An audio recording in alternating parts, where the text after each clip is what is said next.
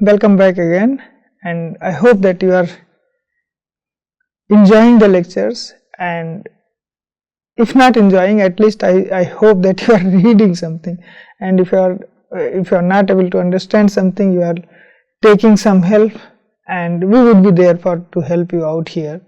But I think one very important thing is that you should be enjoying your lecture. If you are enjoying the lectures, then it is automatically that it will come actually, so you will be able to do good things, then you can understand.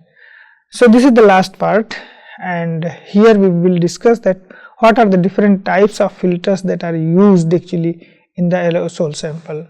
So before that one, although I have discussed this one, how you select your size, what are the conditions that you should be there. So first example, ensure the site provides representative samples of the area's air quality. Avoid location that give skewed data due to unusual meteorological conditions. Okay, this is important actually. Unusual meteorological conditions means, for example, if you are putting your sample in a high-rise building and in between there is a passage. So when there is a passage, the air will come, and when the air will come and when it is passing through a narrow path, what will happen? Narrow space, then the velocity will increase, and this because this means you are not going to get the representative samples. So this is you have to ensure that it is actually not there is not anything that is disturbing the samples. It's actually kind of a natural setup that should be there. And it should be, I discussed that it should be away from the source. Okay, it should be away from the source and any other interferences. The height of sampler is preferably 10 to 15 meters.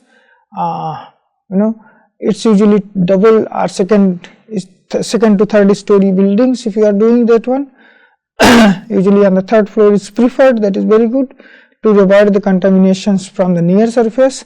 And if you are doing more samples, at least the two samplers should be kept at least 2 meters apart. 2 meters, it's actually if you can make little bit more, then it is good. But if you don't have, for example, say space crunch or any problem, then you should at least keep minimum 2 meters of distance, so that the air that is actually, because both the sampler will be sucking the air, so if they are sucking the air, then there will be a problem that sometimes the one sampler might not be getting the full one. And then if you are doing in the traffic, so sampler should be away from the traffic, otherwise it will be giving all the traffic signals. Okay, and ensure that there is a reliable power source and internet connectivity. Power source is very important. I discussed internet connectivity is important if you are connecting the devices together actually. So for example, through Wi-Fi or other media, then internet connectivity is needed. But if you are doing offline, then internet connectivity is not needed. So what are the filters? Filters are media based on the and then filter media should be chosen based on the objective of the samples. Okay, so this is really very important. So when you are choosing the filters, because these are the filter substrates on which the particles will be collected. So what will happen if you suppose if you want to, you should not use the substrate which has some of the analytes that you want to analyze itself. So if the filter substrates have those analytes, your sample will be contaminated. So you have to decide. This becomes very important, and here, for example, what chemical, so you have to decide that what chemical is being measured actually, or being sampled, or you have to measure the loading capacity, the required sampling efficiency, how much efficiency is required.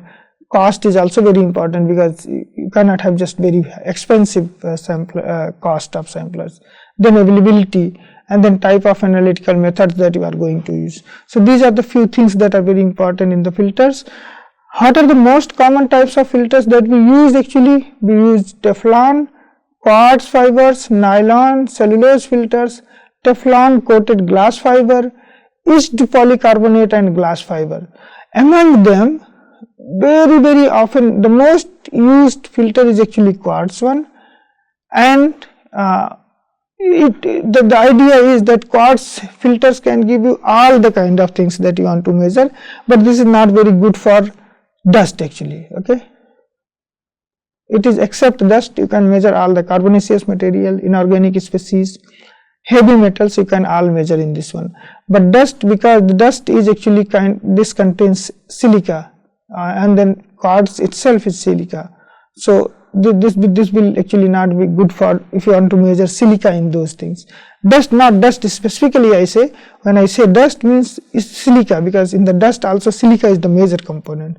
So if you want to using the same silica substrate or filter, then it is going to affect. In that case the best thing is actually used to use cellulose filters. Okay, but now cellulose filters, because they have contain carbon, this is actually best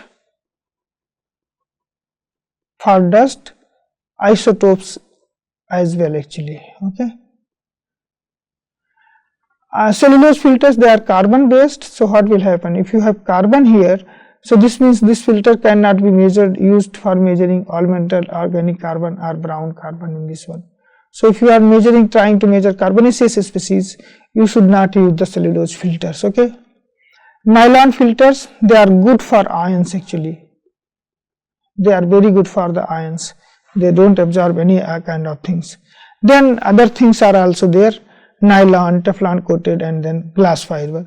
Glass fiber is becoming very popular, and then in the kind of especially CPCB and SPCB, where you just want to measure gravimetrically PM10, PM2.5 mass, this kind of filters are suggested because they are low cost, and then they are actually, you just want to measure the PM. So any filters can be used for the PM.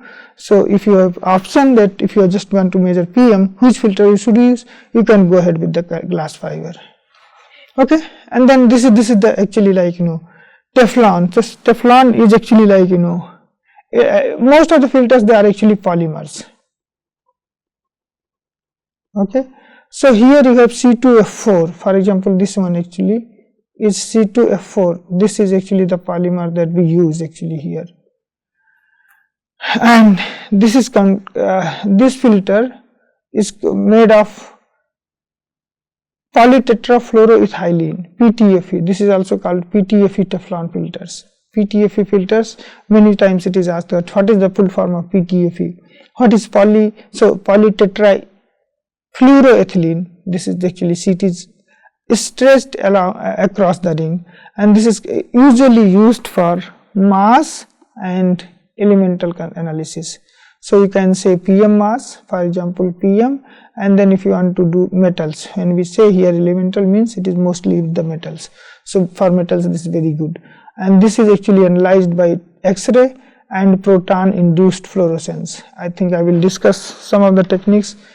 It is not in the syllabus, but let's see how we can go, because I have to cover two more important topics in this one, and they are very chemical resistant, and they are hydrophobic in nature.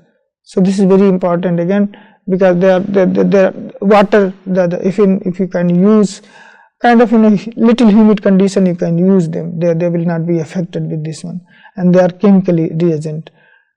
Not good for high flow rates. This is very important. So this means this can be used only in the low volume flow. Low volume samplers, they cannot be used. They can be used only in the low volume sampler.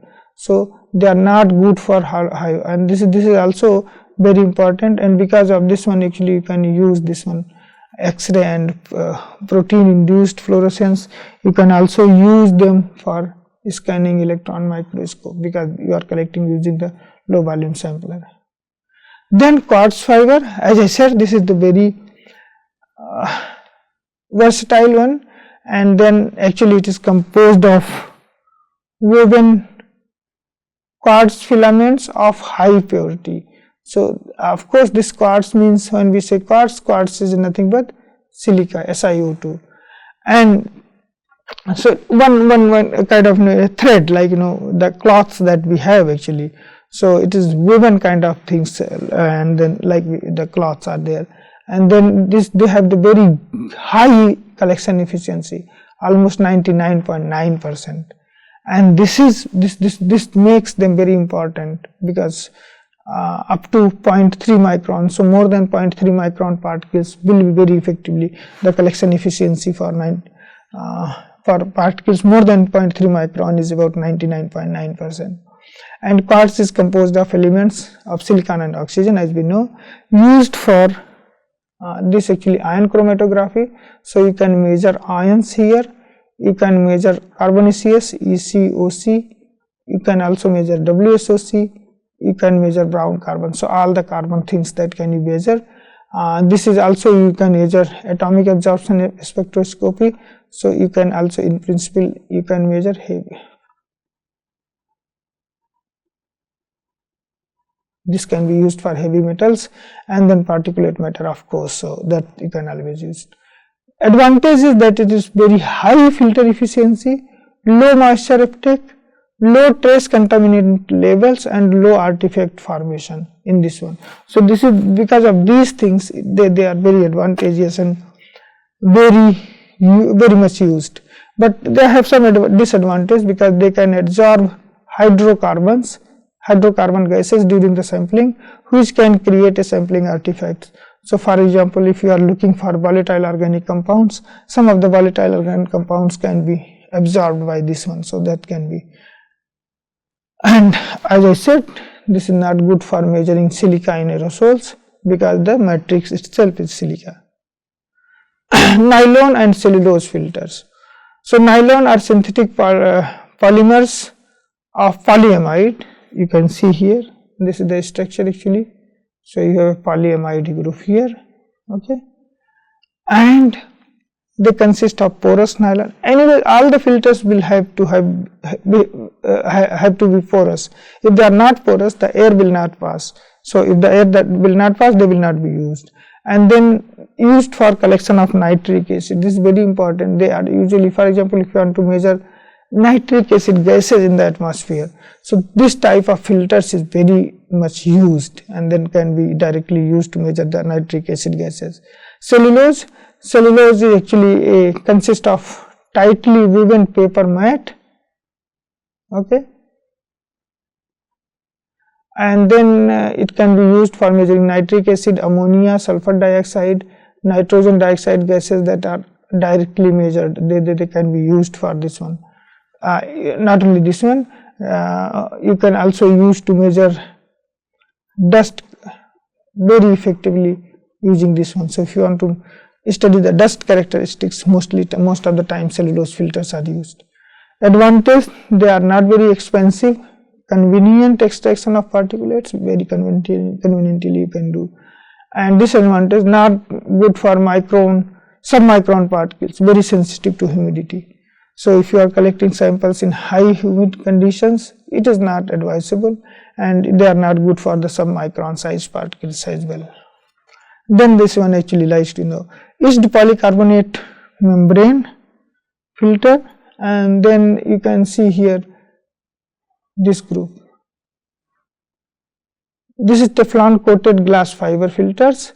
The other one is actually like etched polycarbonate filters are like they have pores that are uniform diameter. This is one good thing actually, that they have very uniformly distributed pores and are created in a thin kind of polycarbonate sheets used for size selective measurements. They are very good for electron microscopy, and the disadvantage is that they can carry electrostatic charges. So when there are electrostatic charges, some of the ions can be affected actually, or if you want to study the ionic properties or magnetic properties, then it is not used. Although it is in aerosol science, we don't use much of the ionic properties and this what you call magnetic properties, but this is actually disadvantage of this type of filters. Then you have a Teflon quartz filters. This is used for ion analysis again. So all the cations and anions you can measure, and then you can use this one for specific organic compounds. We usually say, for example, polyaromatic hydrocarbons. This type of filters are used. So you can use this Teflon coated glass fiber filters. The advantage is that again, because they contain low moisture uptake and then minimize chemical transformation artifacts. So chemical transformation effects are usually less and they do not attract moisture, so that is also very good. You can use even in the humid condition. Disadvantage, they cannot be used to measure carbon and nitrate artifacts. So this is disadvantage because the matrix contains the carbon itself, okay, so that cannot be used. The last point, collection efficiency of different types of filter media. So if you see here, the highest efficiency is actually like glass fibers, and this is why when we say PM10, PM2.5 and PM1, if you want to just report the mass, okay, microgram per cubic meter, this is actually preferred. You can use this flash fired glass fiber, or you have again here these things. Cellulose, as I said, it is actually 99.5, and by the way, I have already discussed that most of the time the kind of collection efficiency is more than 90%, 99%. So if it is less than 99%, then we usually don't use. And you can see from here that almost all the types of filters, they have a collection efficiency more than 99.5 or so. So yes, this types of filters you can very easily use, and then you have to decide. So just remember what are your objective, again, that what are the objective of your study, what are the things that you are going to prepare this one. If your objective is to analyze all the chemical composition except say silica, go with the quartz filter. Quartz filters are very good actually, they are inexpensive also, but if you are just not inexpensive, they are actually quite expensive in a way, if I say so. One A4 sheet will cost you around 1.5 thousand, 1500 to 2000 rupees or so. So they are not very A4 size. 47 and 37 mm filters will be costing less. So if you want to use all the ions and chemical composition analysis, then go ahead with the quartz filters. If you want to measure the organic compounds, go ahead with the quartz filters. If you want to measure the ions, go ahead with the quartz filters. If you want to measure heavy metals, go ahead with the quartz filters. I mean, so this means quartz filters can be used for all the analysis. But suppose you want to measure dust and silica, then you have to use a matrix which doesn't have silica or dust. So cellulose filters are very good in that way. So cellulose filters can be used. If you just want to measure the PM concentration, glass microfiber filters can be used. So these are the things that you have to consider when you are doing the sampling. So with this, I think we have completed the part of aerosol sampling, and in the next lecture we will discuss more about the the other two topics that are left, and the radiation and then other things. So thank you so much.